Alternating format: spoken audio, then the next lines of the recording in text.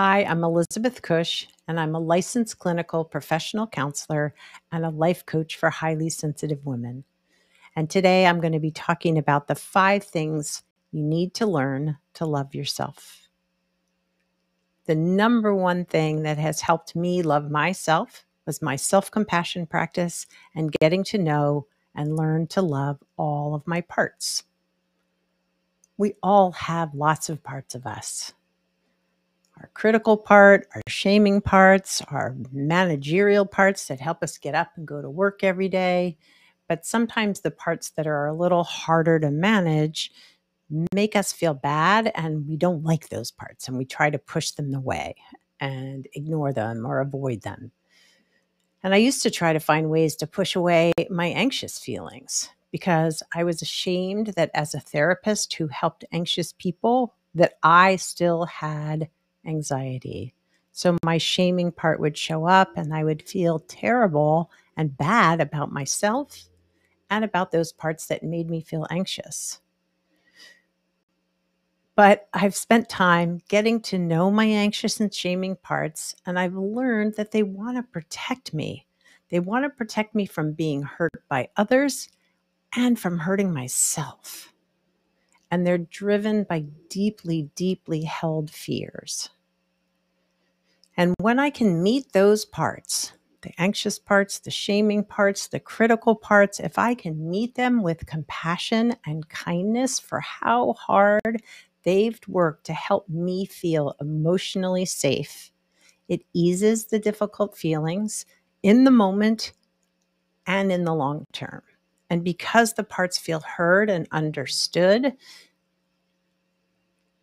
they calm down. They react less. They're able to feel more settled too. And the second tip on things you need to learn to love yourself is to spend time in nature. Now, you may wonder why that is, and I'll tell you. Research shows that spending time in nature helps us naturally feel more grounded and present. It also helps you feel like you're a part of something bigger. And I've noticed when I feel lonely or distressed, being in nature can help me come back to myself and the universe that we live in. And knowing that I'm a part of our world and the world beyond me and us helps me to feel less lonely and more a part of something big. The third piece of getting to know and love yourself is a meditation practice. Meditating has been a huge part of my life and a huge part of me learning how to love myself, because it's allowed me to go inward and listen to my parts with loving kindness. It took some time for the practice to become a part of my routine, but now that it is, I find it easy to integrate meditation into every part of my life. And the fourth part of this getting to know and love myself has been my mindfulness practice. Mindfulness helps bring awareness to all the times that I'm unkind to myself. I used to have parts that would jump in and dump shame and guilt on me when I thought I'd done something wrong, or I'd embarrassed myself, or when I was feeling judged. It was so second nature that I didn't realize for the longest time how often those parts treated me worse than I ever treated anyone or anything in my life. Through mindfulness, I was more aware of when those judging parts jumped in, and that gave me opportunities to offer myself compassion for my imperfections.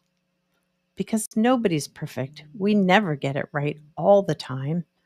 But through mindfulness, I can recognize when I'm being unkind just for the sake of beating myself up, and offer compassion and kindness instead of shame and guilt. And lastly, the fifth part of this learning to love and know myself deeply is taking good care of my mind, my body, and my spirit. And maybe this should be the number one thing, but on the whole, this whole package has helped me learn to love and know myself in a deeper, more intimate way with loving kindness. So, a part of my self journey has been to make my needs a priority.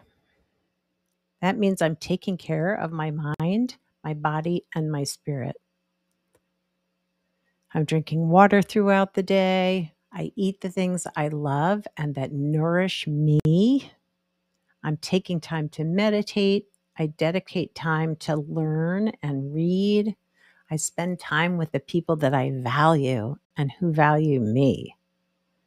I play with my dog. I go to therapy weekly, and I have a movement practice.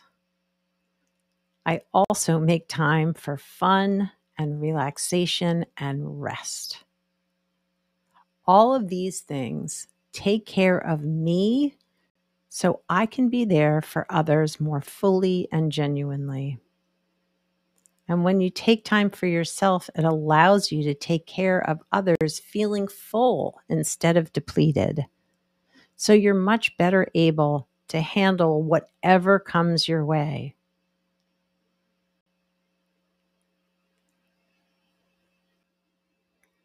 The journey to fully love yourself isn't always an easy one, because at times when we are offering or learning to offer ourself compassion and kindness, it reminds us of all the times when that wasn't given to us by the people in our lives.